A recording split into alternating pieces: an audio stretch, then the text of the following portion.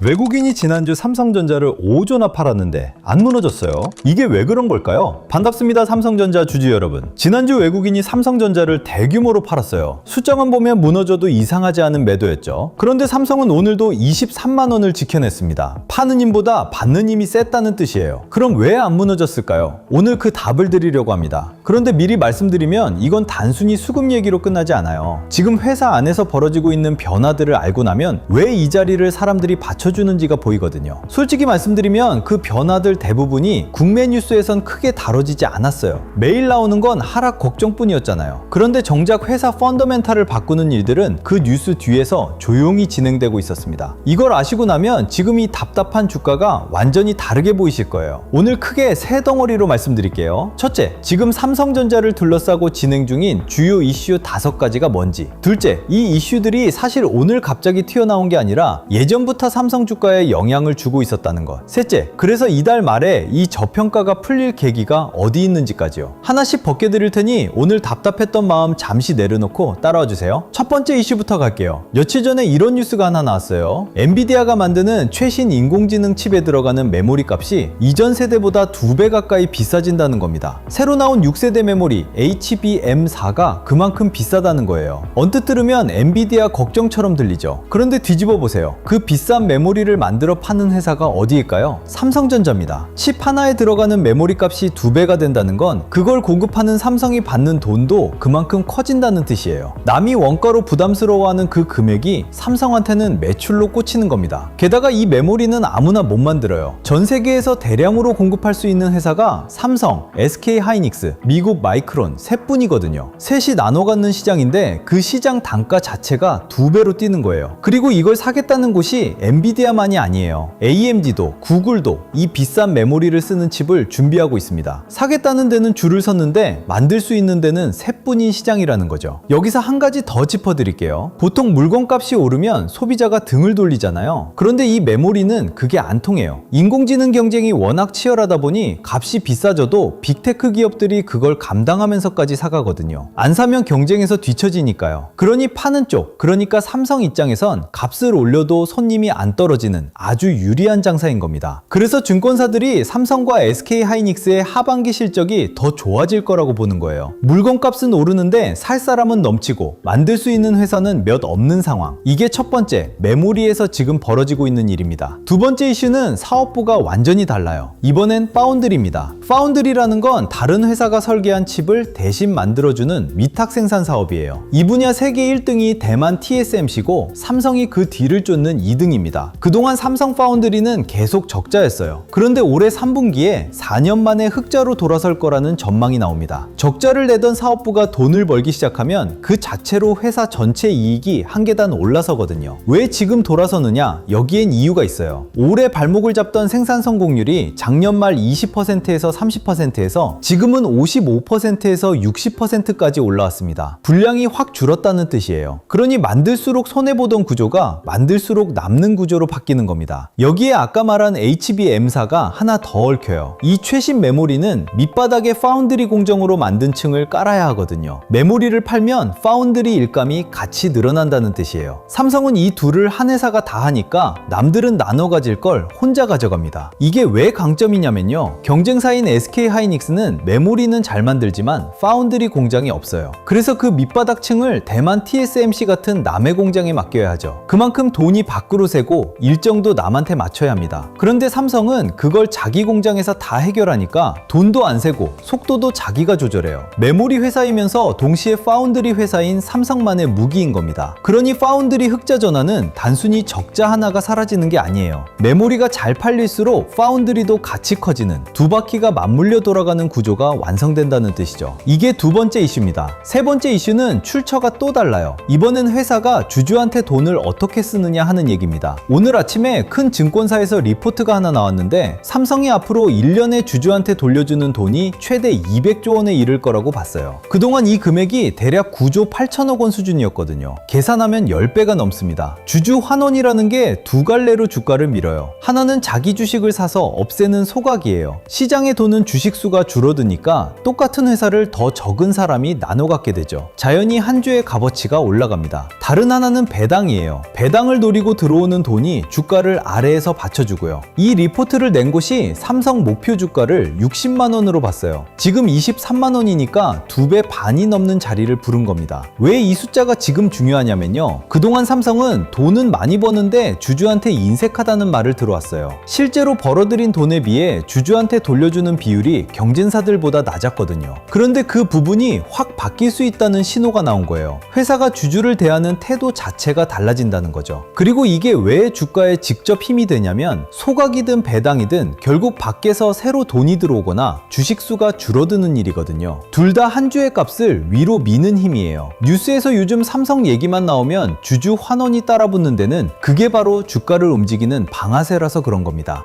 네 번째 이슈는 삼성의 원래 안방인 디램 얘기예요. 한동안 삼성이 메모리에서 밀린다는 걱정이 많았죠. 그런데 최근 흐름을 보면 삼성이 전체 디램 시장에서 다시 1등 자리를 되찾았습니다. 값이 오르는 국면에서 세계에서 제일 많이 만드는 회사가 누리는 이점이 그대로 돌아온 거예요. 여기서 재미있는 지점이 있어요. 삼성이 1등인데도 시장에서 매겨지는 회사 값은 3등인 미국 마이크론보다 오히려 싸요. 회사가 싼지 비싼지 보는 대표적인 지표로 PER이라는 게 있어요. 우리말로 주가 수익 비율인데 버는 돈에 비해 주가가 몇 배에 거래되는지를 나타내는 숫자예요. 이 숫자가 낮을수록 싸다는 뜻이거든요. 삼성은 1등인데 이 숫자가 3등보다 낮습니다. 1등이 3등보다 싸게 팔리는 거예요. 그만큼 위에 말한 재료들이 아직 주가에 안 담겼다는 뜻이죠. 조금 더 풀어드릴게요. 원래 디램이라는 건 값이 오를 때 세계에서 제일 많이 만드는 회사가 제일 크게 멉니다. 똑같이 값이 올라도 만드는 양이 많으니까 벌어들이는 이익의 크기가 다른 거죠. 그 자리를 삼성이 다시 가져왔다는 건 메모리 값이 오르는 지금 국면에서 삼성이 가장 유리한 위치에 섰다는 뜻이에요. 게다가 이 디램은 아까 말한 HBM 같은 비싼 메모리랑도 이어져 있어요. 기본 디램을 잘 만드는 회사가 결국 고급 메모리도 잘 만들거든요. 안방에서 1등을 되찾았다는 건 그 위에 얹히는 고급 시장에서도 힘을 쓸 바탕이 생겼다는 얘기입니다. 마지막 5번째 이슈는 미국에 있어요. 텍사스 테일러라는 곳에 삼성이 짓고 있는 파운드리 공장입니다. 투자 규모만 수십조 원이 넘는 초대형 프로젝트예요. 그런데 이 공장을 올해 안에 돌리기 시작한다는 계획이 확인됐어요. 몇 달 안에 미국 땅에서 삼성 최첨단 공장이 실제로 가동된다는 뜻이죠. 이게 왜 큰 의미냐면요. 지금 미국은 반도체를 자기 나라 안에서 만드는 걸 아주 중요하게 봅니다. 관세도 그렇고 안보 문제도 걸려 있어서 미국 안에 공장을 둔 회사가 유리해지는 시대거든요. 삼성이 그 안에서 최첨단 공장을 돌리면 미국 정부의 지원과 대형 고객을 함께 노릴 수 있는 자리에 서게 됩니다. 조금 더 쉽게 말씀드릴게요. 미국의 큰 고객들 입장에선 태평양 건너 한국에서 칩을 받아오는 것보다 자기 나라 안에서 만드는 게 여러모로 편해요. 물건 받기도 빠르고 정치적인 위험도 적으니까요. 그러니 삼성이 미국 안에 공장을 두면 그동안 대만 TSMC한테만 가던 미국 고객 일감이 삼성으로 넘어올 길이 열리는 겁니다. 게다가 이 공장은 그냥 옛날 방식 공장이 아니에요. 최첨단 공정을 넣은 공장이거든요. 앞으로 인공지능 칩을 만들려는 미국 회사들이 늘어날 텐데 그 일감을 미국 땅에서 받아낼 준비를 삼성이 하고 있다는 뜻이죠. 이게 5번째 이슈입니다. 여기까지 5가지를 들으시면 이런 의문이 하나 남아요. 그럼 이거 다 예전에 나왔던 얘기 아니냐? 이미 주가의 반영이 끝난 거 아니냐 하는 거죠. 결론부터 말씀드리면 아니에요. 오히려 반대예요. 이 이슈들은 예전부터 삼성 주가에 영향을 줘왔는데 정작 값에는 아직 제대로 안 담겼거든요. 방금 말한 HBM사, 이거 삼성이 올해 2월에 세계 최초로 양산을 시작했습니다. 남들보다 먼저 만들기 시작한 거예요. 지금 원가가 2배로 뛴다는 그 메모리를 삼성이 제일 먼저 찍어낸 회사라는 거죠. 파운드리도 그래요. 지난 3월에 엔비디아 젠슨 황이 직접 삼성을 협력사로 지목했고 그 무렵 일론 머스크 쪽 인공지능 회사가 만드는 칩을 삼성 평택 공장에서 만들기로 했어요. 오늘 흑자전환 얘기가 나오는 건 그때 뿌린 씨앗이 지금 열매가 되는 겁니다. 주주 환원도 마찬가지예요. 이게 오늘 리포트 한 장으로 갑자기 생긴 얘기 같지만 사실 회사가 몇 년에 걸쳐 방향을 틀어온 결과거든요. 벌어들인 돈이 쌓이고 주주들의 목소리가 커지면서 이제 그 돈을 돌려줄 때가 됐다는 판단이 무르익은 겁니다. 미국 공장도 그래요. 테일러 공장은 몇 년 전에 첫 삽을 떴어요. 그때는 언제 다 짓나 싶었는데 그 긴 공사가 이제 마무리 단계에 온 겁니다. 오늘 연내 가동 얘기가 나오는 건 몇 년 전에 시작한 일이 드디어 결실을 맺는 순간이라는 뜻이죠. 정리하면 오늘 짚은 5가지는 서로 따로 노는 뉴스가 아니에요. 몇 달, 길게는 몇 년에 걸쳐 삼성이 준비해온 것들이 지금 한꺼번에 번에 수면 위로 올라오고 있는 겁니다. 그런데 시장은 매일 하락 걱정에만 눈이 팔려서 이 큰 그림을 놓치고 있는 거예요. 이 5가지가 한자리에 모이면 하나의 그림이 그려져요. 삼성전자라는 회사의 몸통이 지금 얼마나 단단한지 말이죠. 생각해보세요. 세계에서 셋뿐인 메모리 시장의 단가가 2배로 뛰고 그 메모리를 삼성이 제일 먼저 만들었어요. 적자내던 파운드리가 흑자로 돌아서는데 그 파운드리가 메모리랑 한 몸으로 굴러가요. 주주한테 돌려주는 돈이 10배로 늘 수 있고 D램은 다시 1등이에요. 여기에 미국 안에 최첨단 공장까지 돌아가기 시작하고요. 게다가 이 메모리 지금 없어서 못 파는 상황이에요. 인공지능 열풍으로 전 세계가 서로 사겠다고 달려드는데 만들 수 있는 물량은 한정돼 있거든요. 이런 공급 부족이 앞으로 몇 년은 더 간다고 보는 시각이 많아요. 만드는 회사한테는 이만큼 좋은 그림이 없는 거죠. 그런데도 주가는 왜 이러냐? 답은 하나예요. 지금 눌린 건 회사가 나빠서가 아니라 시장 분위기에 잠깐 눌린 겁니다. 회사 본질하고는 상관없는 시간이라는 거죠.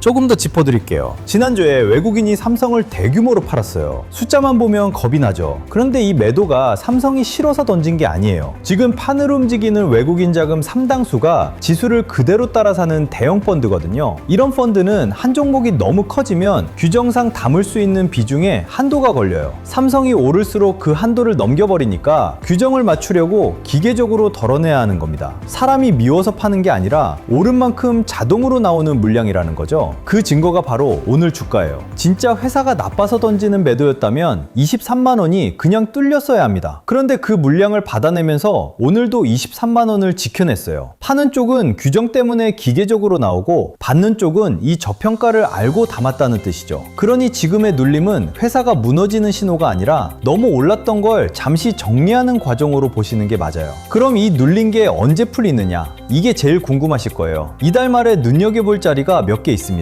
먼저 이달 27일에 엔비디아 실적 발표가 예정돼 있어요. 여기서 인공지능 칩 수요가 계속 강하다는 게 확인되고 삼성 메모리 채택 얘기가 나오면 지금까지 걱정만 하던 시장 분위기가 한 번에 바뀔 수 있어요. 삼성 메모리를 사가는 제일 큰 손님이 엔비디아니까요. 그리고 다가오는 삼성 실적 발표도 있어요. 여기서 사상 최대 수준의 숫자가 다시 확인되면 아까 말한 저평가가 본격적으로 풀리기 시작하는 계기가 됩니다. 아무리 분위기로 눌려 있어도 실제 숫자가 좋으면 결국 값은 그 숫자를 따라가거든요. 여기에 하나 더 받으실 게 있어요. 앞서 말한 주주 환원 정책이 공식적으로 발표되는 순간이에요. 지금은 증권사 전망으로만 나와 있지만 회사가 직접 이만큼 돌려주겠다고 확정하는 날이 오면 그게 저평가를 푸는 또 하나의 열쇠가 됩니다. 이 세 가지가 다 이달 말에서 다음 달로 이어지는 구간에 몰려 있어요. 그러니까 지금은 방아쇠를 당기기 직전에 조용한 구간인 셈이죠. 정리하면 이래요. 지금 여러분이 답답하신 이 시간이 나중에 돌아보면 삼성전자가 다시 도약하기 직전의 눌림이었다고 느끼실 자리라는 겁니다. 저는 아래보다 위쪽에 무게가 실렸다고 봅니다. 그런데 이런 흐름을 직장 다니시면서 매일 혼자 챙기기란 정말 어렵잖아요. 그래서 여러분이 흔들리지 않으시게 제가 정리해 둔 게 있어요. 요즘 매일같이 반복되는 질문이 딱 2가지입니다. 삼성전자 고점에 물려 있는데 앞으로 어떻게 해야 하나요? 그리고 삼성전자 다음에는 어디를 봐야 하나요? 이 2 질문에 대한 답을 이번에 자료로 직접 정리했습니다. 첫 번째 자료는 고점에 물리신 분들을 위한 회복 로드맵이에요. 손실보다 힘든 건 방향을 잃는 순간이거든요. 팔아야 하나, 기다려야 하나, 추가 매수인가? 이 고민을 매일 반복하다 보면 결국 시장이 아니라 내 감정에 끌려가게 됩니다. 그리고 감정에 끌려서 정리하면 꼭 최악의 자리에서 던지게 되거든요. 그렇다고 기준 없이 무작정 버티는 것도 답이 아니고요. 그래서 이 자료엔 버티세요, 오를 겁니다 같은 말 대신 판단 기준을 순서대로 담았어요. 반등이 나오면 어느 구간에서 일부 정리를 고민해야 하는지, 추가 매수라면 어떤 조건이 갖춰졌을 때 들어가야 하는지, 반대로 어떤 신호가 나오면 절대 추가 매수하시면 안 되는지까지요. 이걸 미리 그려놓은 분과 매일 가격만 보는 분의 결과는 완전히 달라집니다. 두 번째 자료는 다음 순환매 후보군 리스트입니다. 요즘 시장, 어제는 반도체가 오르고 오늘은 조선, 내일은 방산이잖아요. 이걸 뒤늦게 알고 따라 들어가면 딱 고점을 잡게 되거든요. 그래서 제가 매일 체크하는 업종들을 정리했어요. 어디에 자금이입 초기 신호가 보이는지, 어디는 이미 고점 부근이라 조심해야 하는지, 특정 종목을 따라 사라는 자료가 아니라 시장의 큰 흐름을 잇는 기준입니다. 그리고 전에 보내드렸던 자료를 다시 요청하시는 분들도 많아서 이것도 같이 공유해 드릴게요. 하나는 제가 15년 동안 매일 작성하고 있는 시나리오 매매일지예요. 상승, 조정, 횡보, 이렇게 세 가지로 나눠서 각 상황마다 어떻게 대응할지를 미리 짜뒀습니다. 매일 아침 보시면 그날 시장을 어떻게 봐야 할지 기준이 잡히실 거예요. 또 하나는 제가 직접 만든 자가진단 시트인데요. 평단, 비중, 멘탈 상태를 입력하시면 1분 만에 내 계좌 위험 등급이 나오는 시트입니다. 내 상태를 알아야 다음 대응을 정할 수 있잖아요. 이 진단 시트가 그 첫걸음을 잡아드릴 거예요. 그리고 신청하신 분들께 제가 운영하는 무료 흐름 공유방 입장 안내도 함께 드려요. 솔직히 자료는 한번 받는 걸로 끝나는 면이 있잖아요. 그런데 시장은 매일 바뀌죠. 갑자기 굵직한 이슈가 터지거나 분위기가 달라질 때 영상보다 조금 더 빠르게 중요한 내용을 공유해 드리는 곳이에요. 자료로 기준을 만들고 공유방에서 그 기준을 실제 시장에 어떻게 적용하는지 함께 확인하는 구조라고 보시면 됩니다. 여기에 더해서 댓글로 종목 물어보시는 분들이 많아서 제가 하루에 20분 정도 선정해서 국면은 물론 해외 주식까지 무료로 봐드리는 시간도 가지려고 해요. 여기서 확실하게 말씀드릴게요.